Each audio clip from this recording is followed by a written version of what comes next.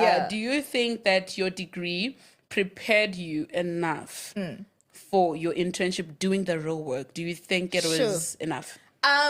Depends on the university varsity that you went to. dependent, right? I mean, usually we know that UCT and Tux, they're quite practical. So they are ready. Like, they are those interns. They're like, I'll do it, you know? Yeah. In terms of Vitsies, theory, give it to us. We will ace theory. Come practicality. That's where you're like, oh my gosh. Exactly. But the good thing is with Wits, you have that thing of like, you need to learn. So they won't pass you if you don't know practical. Sure. So you know how to do it. It's just more of a confidence thing. We don't do it too much, but we know how to do it. Okay. So we were...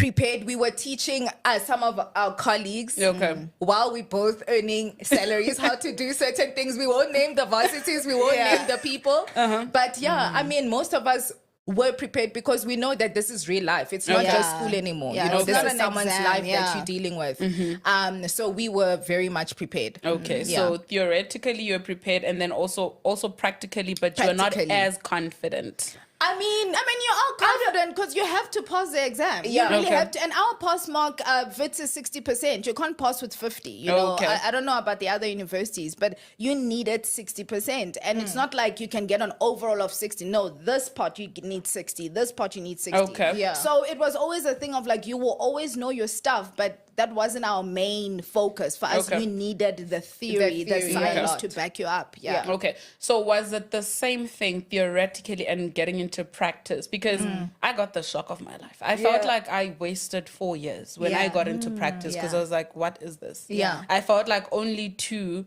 out of over 32 modules I did were relevant. I felt robbed. How did you guys feel about actually going into the workplace and the theory that you learned? To be honest with you, I actually understood why we learned so much in university. Because I was like, but why do we need to learn this? You actually get why you need to learn that. You need to learn how to break bad news. And you're asking yourself, I know how to tell someone that you're dying of cancer. No, you don't know how to tell someone that they're dying of cancer. Exactly. Okay. So you actually understand why you needed such intense theory and training in university. So it really helped you. It prepared you for what was lying ahead. Okay. So that prepared us for working life. Okay, that's nice. And then you guys decide, okay, I'm not going to answer to anyone. Starting our own thing. What was the driving force? You know what? We had worked in state for about, I think, Quite five, some 6 years by the time we decided to go on our own. We always knew that we were going to be GPs. Like, initially we wanted to be a cardiologist and a neurologist, but then once you start working, you're like, I actually don't enjoy that. And we knew that we wanted to have our own practice. We wanted to be general practitioners. So, it was just a matter of timing. And we knew the time was right. I think in 2022 December was the last time we worked in state. And 2023, we're like, let's do this. We had the planning. And we had planned for a very long time. It wasn't like we decided today, like, let's do our own thing. No, we did business courses. We did a lot of training for a lot, you know. Reading up on medical aids, on this, on that, doing the trainings that we needed for aesthetics treatments. I mean, we spent close to 250K just on training and learning and self-funding, right? By ourselves. Yeah, exactly. And then still to start our practice, still same thing, self-funding. So were you guys saving before, as you're saying, like you planned a lot? So you guys were saving towards the main goal being you guys starting your own thing. Guys. Yeah, you need to stay disciplined. You need to know your dream, where you're going. Your goal. And then you stay disciplined. I mean, still have fun, live, but know that this is where I am going. And I will need this so that I don't need to depend on people to get there. But nah, get enough 40K about Dogotel. So, okay, that's quite interesting. What have you learned from 9 to 5, right, that has served your practice right now? Dealing with different personalities. Oh my goodness. Like we would see over 40 patients sometimes a day. So you would know to deal with an angry person, with a person who is like this, a person who is like that, and to actually get people to be comfortable. So to build that rapport and to actually start to sit down and say, okay, not everyone is the same, you know, so you learn to treat each case differently, which was what was very helpful.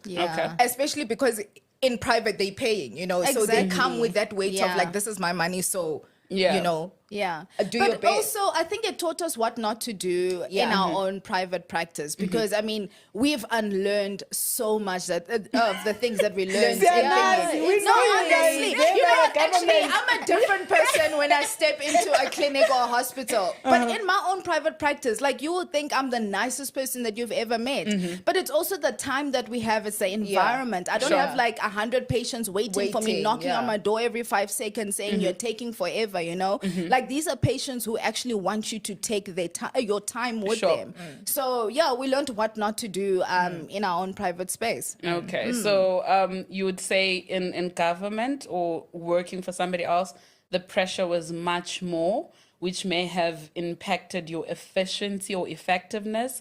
And then with your own practice, you have more time and you're able to offer quality. Not to say before, you're not offering that, but what I'm getting is that now you would see 10 patients or 5 patients in a day, but you're able to give them the best of you. Okay, so we used to always get into trouble in states, right? Get in trouble. Our supervisor would always come to us and say, you guys take too much time with the patients. But that's because for me, I don't believe in robbing a patient just because of time. No, I always spent the exact same time that I spent with my patients now is how I did it in state. That's why I couldn't stay there, because I just felt as though, like, I'm being forced to change, and I don't want to change. Like, and because I'm not changing for the better, I'm changing for the worse, and it's not going to benefit the patient. So, definitely more compassion than anything. More compassion. Now we like actually smile. We are happy to see them. Before it was like, oh, another one. Exactly. Okay. Before I go into this one, have you guys done any other jobs besides going into medicine? No. In high school, we did like that auditing where you like a marker of metric exams and stuff like that. So we did that for like once or twice, but that's it. Okay, but you guys were Nkulu my faves, hey? You guys never like my parents never believed in children working. They were like, I mean, you guys focus on school. Really? Once you guys graduate, you can work. We had amazing parents. Trust fund, ne? I mean, hard workers. My parents are hard workers. Extremely hard workers. Okay, no, I love that for you, because I think the reality of many South Africans is that they have to dabble between jobs to make ends meet. And I think we are the generation of your parents, actually, where our kids and our children are going to have better because we've put in the work. So I love that for you guys. At least you guys have an example already. You've got a template. So your kids are going to get the best of it. To a person at home, searching for a job, looking to start their own practice, what would you say to them? Wow. Firstly, you need to know what you're getting yourself into, because now it's not just about being a doctor, it's about being a business person, owner as well. So you need to know both sides. You need to know when to be like put your business hat on and when to actually put your doctor hat on. So get your finances in order. That's the most important thing. You know, if you don't have savings, you have to get a business credit card early. You need to get a loan early before you deplete your savings and your credit and your goes track record. Goes bad. And get a business plan. You need a business plan. Okay. Without a business plan, I don't know what plan do you actually have? Like, how do you know what's directing you and guiding you? Do your research. You know. Gain some knowledge, ask for help. Don't be stubborn. And doctors, we think just because we know medicine, we know everything. We don't. Get some help, you know, help from an accountant, a lawyer, someone who's been in the game, like a mentor. Get someone to help. And also what's nice is that we created our own ebook that basically just explains how to start your own medical practice here in South Africa. It's got everything that you need. So it's got all the plugs, our suppliers, who we went to, what we did, the furniture we got, you know, how to get there, your registrations that you need, you know, the type of medical aids that you must know, and what else did we include in there? We basically included everything. Basically everything. So it makes it easier for you, so that you don't have to struggle like us. but you can just get this book and then it you sort use of that directs as a roadmap, and as a checklist to say, okay, I'm on the right direction. Okay. Yeah. So I really loved this episode because what I'm getting is it's imperative to invest in yourself at whatever cost that is. Because I mean, I wouldn't have imagined spending $250,000 to train yourself. You don't know whether or not it's going to make money. You don't know whether or not it's going to do well, but you actually invested in yourselves, and you guys got awards. Congratulations for that. Thank you. What season of your life is this as we close up? Don't say the same thing. One person, one answer. Well, you know what? This is our season of harvest. And I say we.